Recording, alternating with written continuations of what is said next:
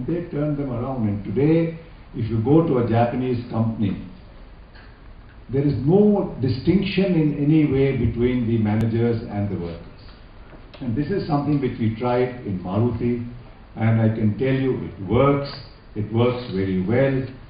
The workers, if you look after them, they will look after you far better, they will innovate, they will make suggestions for improvements, they will improve productivity beyond what you can imagine. When Maruti started, in the project report prepared between the Government of India and Japanese, we had said that we will reach a production of 100,000 cars with 4,000 employees in the company. Now, in a public sector company, to reach that kind of target set in the project report is not very common. Today, we are producing 1 million cars in Maruti at the rate of 1 million cars a year, and we have something like 9,000 employees. So the number of employees are a little more than double. The production is 10 times what was set out. And it has happened because only workers and management have cooperated, a cooperative culture has been built.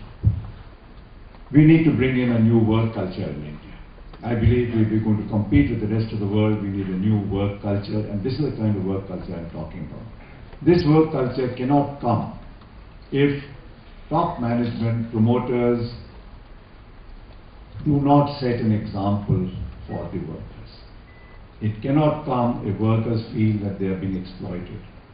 It cannot come, for example, if they find that the CEO of the company, who may be a professional or may be a promoter, is paid 20 crores a year, while they are paid, when they want 200 rupees extra money, they are subject to all kinds of indignities. So just remember that there is a great value in what we had earlier thought of some kind of a socialistic system. Socialism is not a bad thing, but it has to be applied keeping in view the fact that individualism, individual incentives, motivation should not be killed.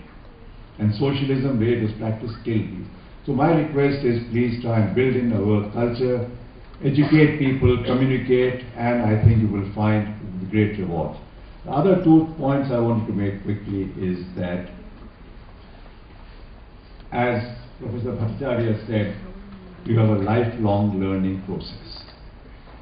Please remember that getting an MBA degree from a prestigious institution does not signify the end of a road. It is the beginning of a road. You must keep learning. And in my experience, the best way to learn anything where you feel that you don't know enough is to get hold of different people who have been working in that area and tell them, look, I don't know this, can you explain to me? Never be afraid to say, I don't know. Because that's the way in which you get the other guy to open up. He will give you all his experiences, and even though you are young and he may be 50 years old, he will cooperate with you fully and accept you if he feels that you are learning from him. So try and adopt this little trick of getting people to work with you by saying, I don't know. The other thing is that try and take a long-term view of any decisions about your life which you take. Don't get carried away by short-term decisions that, look, somebody is offering me a job which gives me 30% more salary or 40% more salary, or gives me a higher job, let me jump jobs and go across. That's not the way to build real expertise or management careers for yourself. Yeah, sure, job changes could take place, but consider them carefully, consider them what they will do for your long-term career, and make changes, remembering that ultimately the maximum benefit which you will derive in your careers and growth is if the institution where you are working grows faster than anybody else. The first priority must be institution building. If the institution building is done in a proper manner, you will build yourselves anyway. You can't not build yourselves, your careers, your prosperity, if the institution in which you work is also built. So try and take a bigger longer term vision, a larger holistic vision of what happens, and I think you will go very far. With these words, thank you very much for having me here listening to me. And I wish you all success in your future lives. Thank you.